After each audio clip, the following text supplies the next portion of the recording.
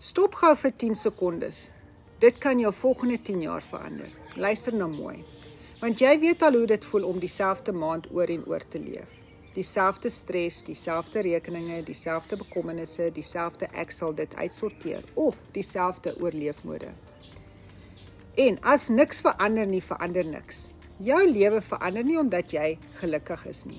Dit verander omdat jy een besluit maak waaroor jou toekomstige self jou sal dank. Vir my was daardie besluit eenvoudig. Hou op oorleef, begin iets bou wat aan my behoort. Nie 'n tweede werk nie, nie toestemming nodig nie. Nie wag vir omstandighede om magically beter te raak nie, maar om my eie aanlyn besigheid te belê en 'n vaardigheid te leer wat alles kon verander.